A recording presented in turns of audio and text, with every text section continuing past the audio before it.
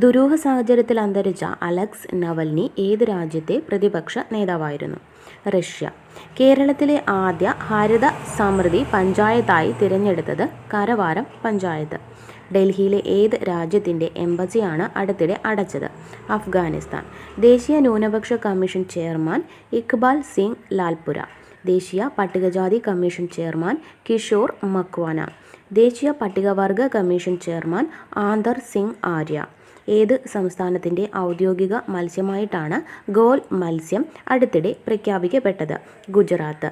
ആദ്യമായി ഓൺലൈൻ ഗ്രാമസഭ കൂടിയ പഞ്ചായത്ത് മലയൻകീഴ്, തിരുവനന്തപുരം.